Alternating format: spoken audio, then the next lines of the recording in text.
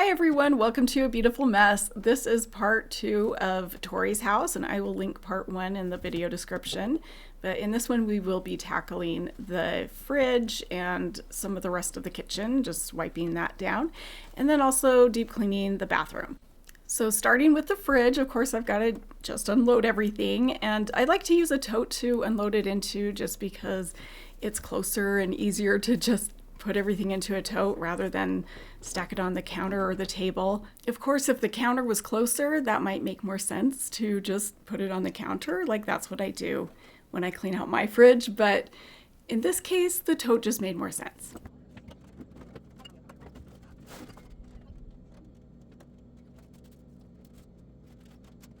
So here that is all cleared out, and this is going to need a lot of soaking. There's a lot of stuck-on stuff in there.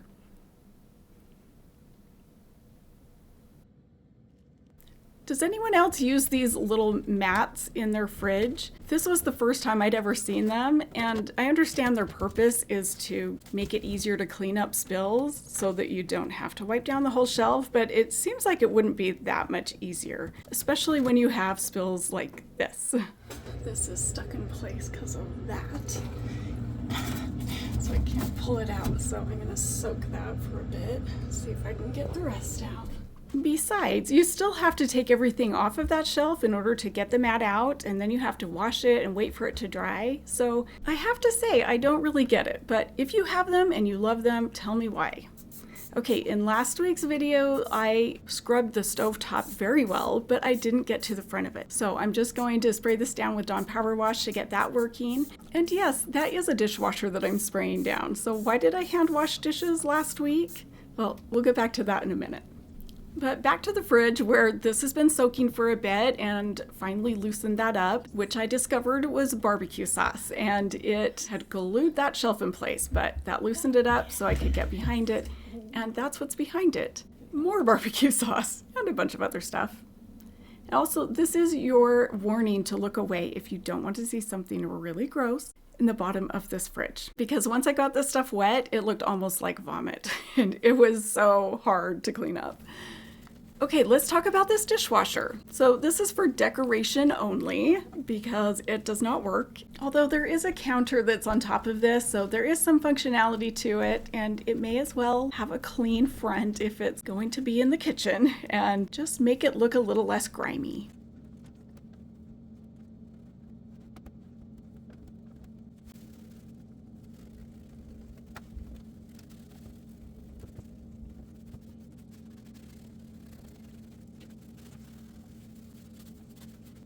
This is a great little tool to get all of that stuck gunk that gets in those little cracks.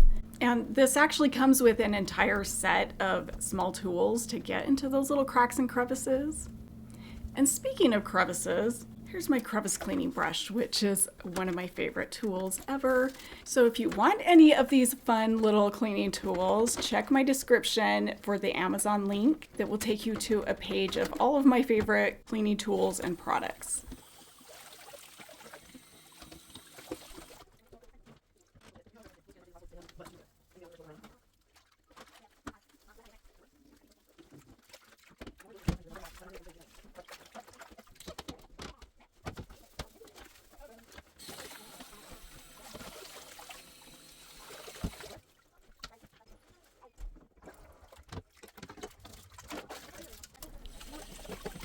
You're going to be hearing a lot more chatter in the background of this one just because, of course, Tori and her daughter are home, but she also let her other kids stay home from school to be with their sister, who they haven't seen in quite a few days. So they are all home, and it made things a little tricky, I have to say, especially when I got to the bathroom, and you'll see why.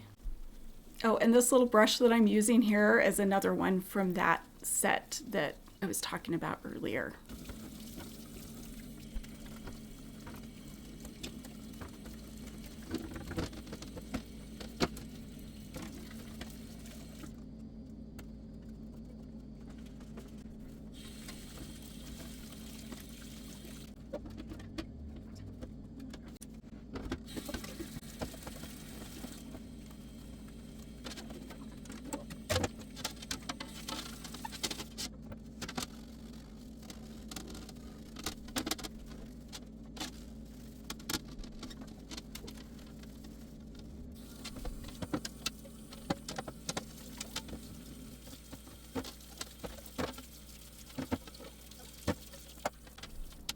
And since we're staring right at these beautiful countertops that I incorrectly thought were from the 70s possibly, I love how many of you could identify this as being from the 50s or 60s era instead, which I always associate this color with the 70s for some reason, but I guess it was around long before then. Either way, they really are beautiful countertops.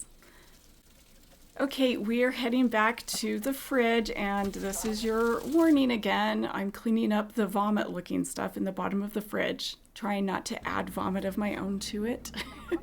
I seriously had to be like, don't think about it, don't think about it. It's just water, look away. Okay, you're safe to look now. Unless you have an aversion to congealed barbecue sauce. Or perhaps it's blood disguised as barbecue sauce.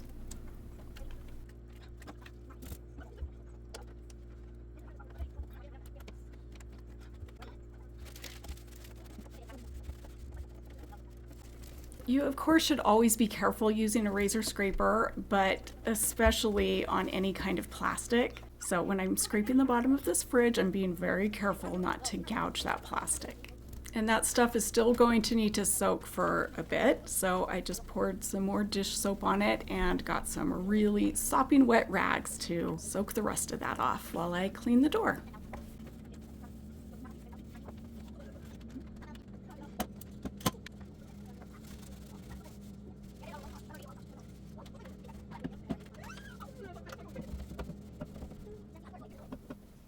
I'm not quite done cleaning the fridge, but I'm going to have this weird transition to cleaning a toilet.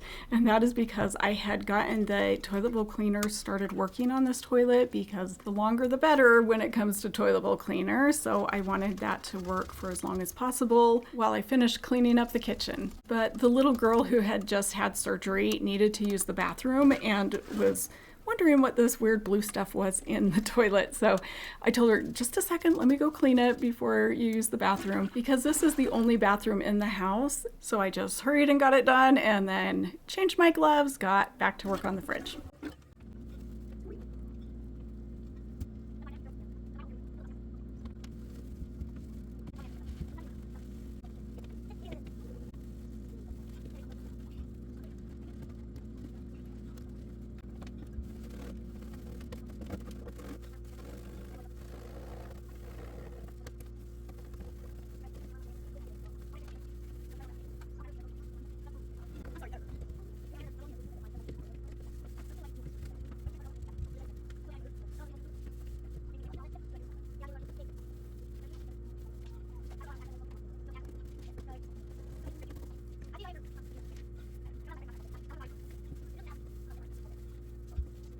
It's kind of hard to see this on camera, but there were some stains that just weren't rubbing off, so that's why I pulled out the pink stuff, just to get those few remaining stains that were just a little more stubborn.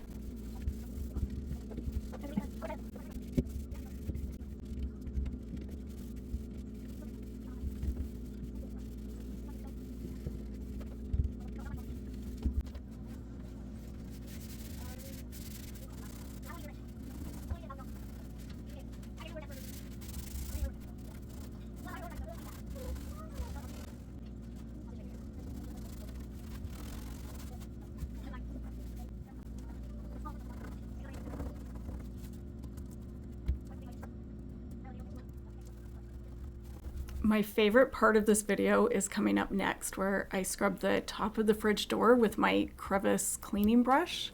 It's so satisfying.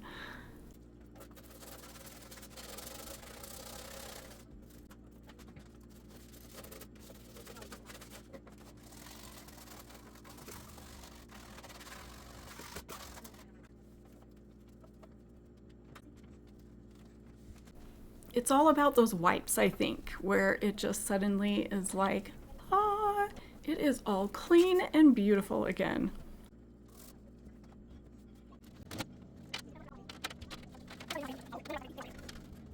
This may have been the only fridge that I was able to put back together without almost any problem. I do get hung up a little bit right here, but that was it. It went back together nice and smoothly.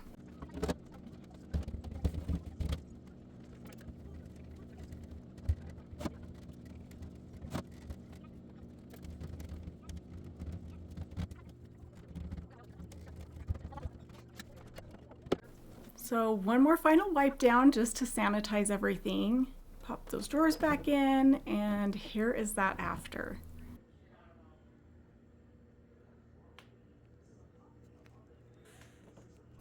And I will also give you a before and after. However, it's not going to be with the food in it because Tori had gone grocery shopping, so I thought I would just let her load everything back in there as she wanted it once she got back with all that. And now the front of the fridge.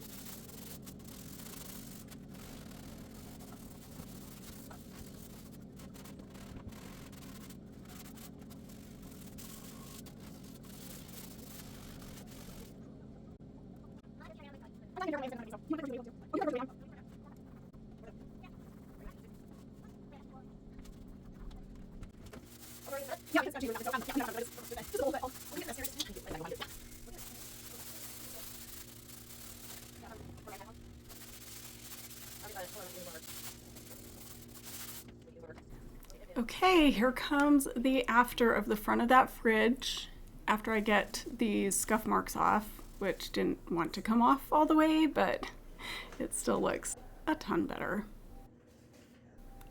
And now I'm gonna get back to that stove, where I'm gonna use my cute little cleaning tool to shove the rag into that little crevice to get that all clean. Take these knobs off and soak them in some soapy water. I'm really glad I decided not to do the oven in this case because I don't think I would have had time to do that on top of all the other more visible things I wanted to get done. But fortunately, the oven really wasn't all that dirty, so it was one that I didn't mind skipping.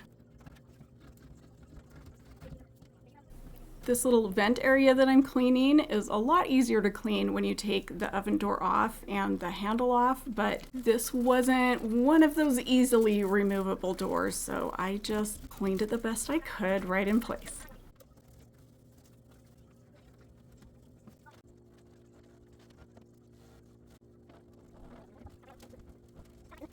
Do you see how dirty that floor is underneath the stove? Yeah, I really wanted to clean that and under the fridge because both of them were really bad, but again, I didn't have time. Okay, here is a more official before and after of that stove. I know you already saw the before and after of the top, but here is the whole thing.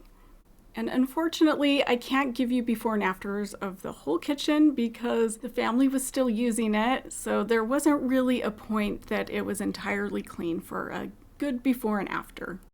So that's it for the kitchen, and now we're moving on to the bathroom, which really isn't that bad, but it definitely needs a good deep clean. All those little brown spots are from her hair dye, so I wasn't sure if I was going to be able to get those off. At least I can start this bathroom by checking off cleaning that toilet because that's already done. Or I guess I should say the inside of the toilet is already done.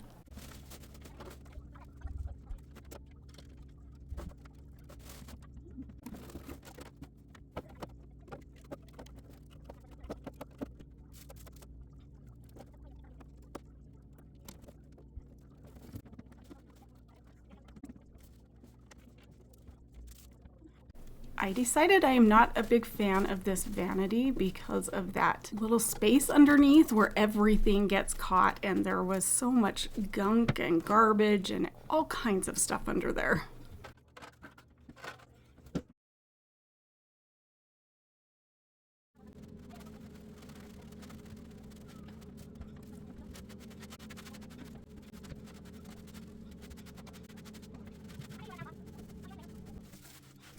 Check out all of those Q-tips. Somebody really likes their Q-tips.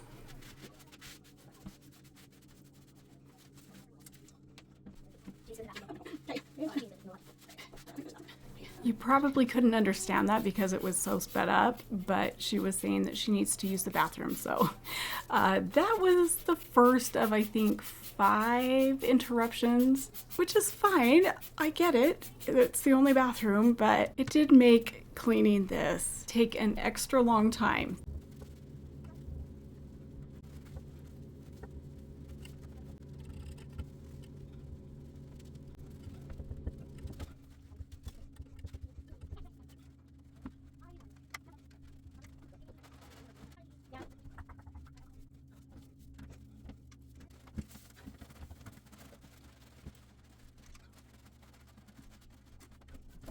This part right here makes me so happy.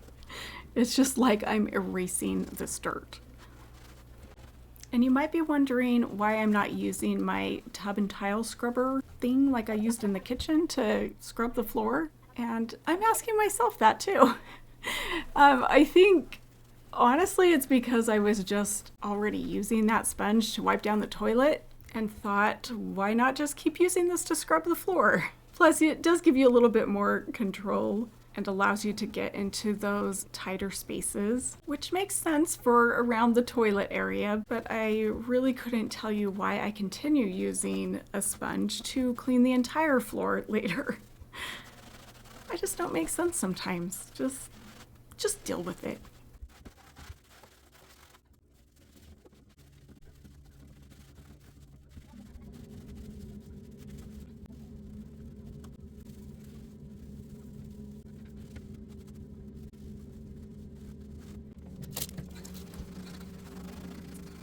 I think there must have been some shampoo or something spilled right here, so it probably wasn't necessary to use any extra cleaner over here, but now I guess it's extra clean.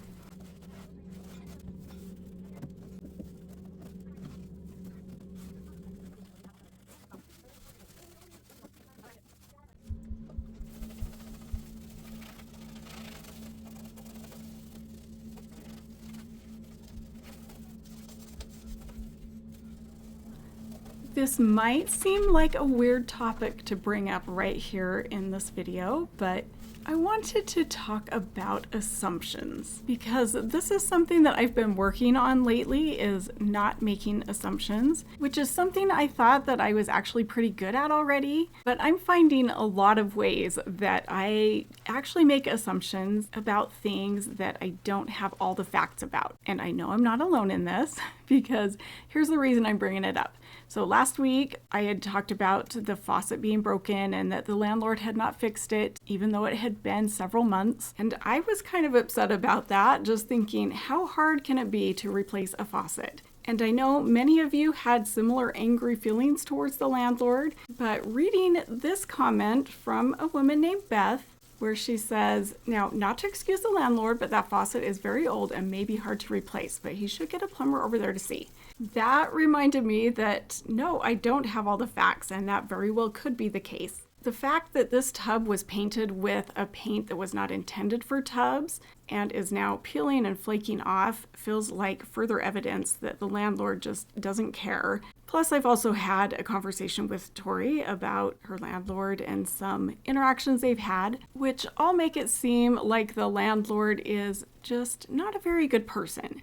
But do I know that? No, I have no idea. I'm only getting one side of the story, and the fact is, I really don't know Tori. And I'm not saying this is true, but just for the sake of an example, let's pretend Tori has some kind of personal grudge against her landlord for whatever reason. But her landlord, who is a woman, by the way, turns out to be the nicest person, and she's just going through a hard time herself and hasn't been able to keep up on some of the maintenance of her properties. But she could very well be a slumlord and is just trying to do the bare minimum for her tenants, knowing that they have to jump through a lot of hoops to get things taken care of. The point is, we just don't know, and I'm sure all of us could share a story of how we've made an assumption about somebody that turned out to be completely wrong, or how someone has made an assumption about us that was completely wrong. I once had someone tell me this in a comment. She said, when I first watched you, I honestly did not like you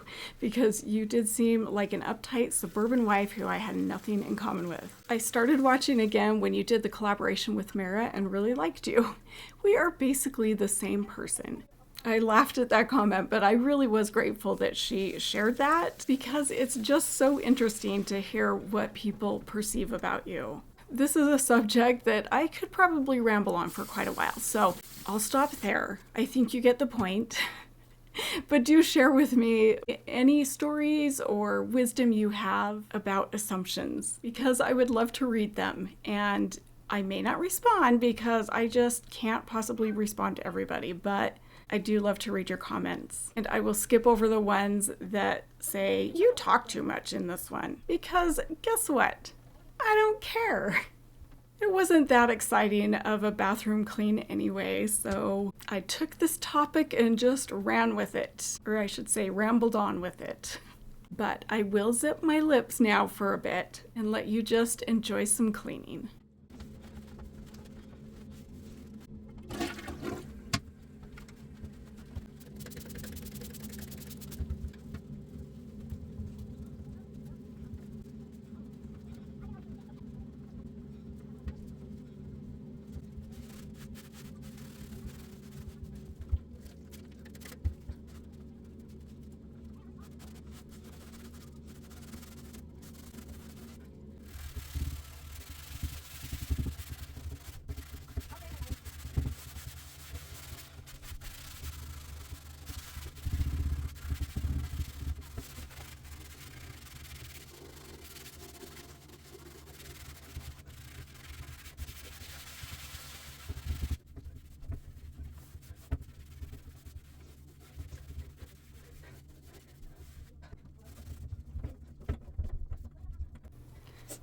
What I just put on the floor there was soft scrub with the oxy bubble stuff. I don't know. I love this stuff because I love the smell of it. But I've also had good luck getting dye stains off of my tub with it. So that's why I decided to try it with all of these different stains that were on the floor and the tub. It worked for the tub, not so much on the floor.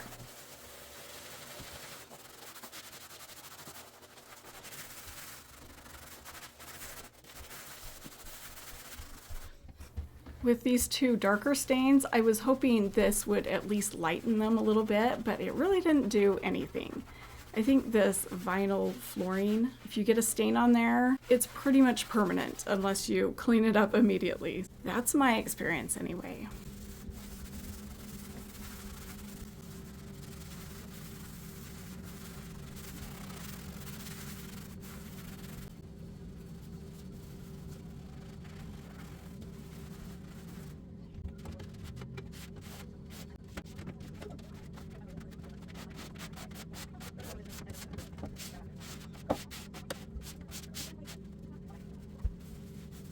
I will say the soft scrub does leave a slight residue, so I wouldn't recommend it to clean your floors with. I just did it in this case because I was hoping to lighten up some of those stains and then just finished using it on the rest of the floor, but I did get most of the residue off.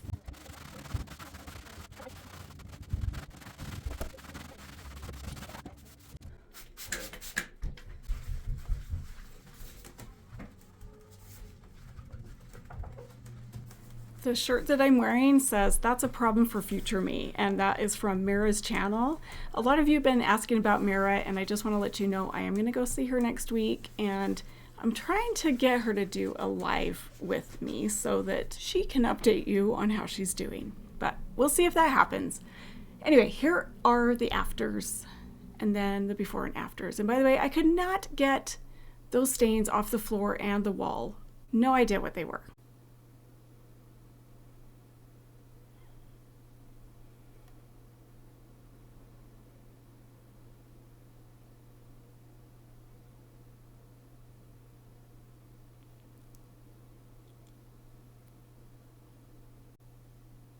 So after these before and after pictures, I'm going to give you a little sneak peek of something that is coming up soon. I can't promise it's going to be next weekend because I may need to do a little bit lighter content just because things have been so busy. But this is the next free clean video that I have coming up, and it's the one that I did with my husband. So this was a fun one. There is a lot of laundry in this one, but don't worry, the whole video is not just laundry, I promise. It actually has a really good story. So make sure you're subscribed and you've got your notifications turned on so you're notified when I put out this video or any video, a community post or a live like I may do with Mira next week. So just make sure those notifications are on. Go hit that like button. I appreciate you being here with me today, and I hope to see you on the next one. Bye guys.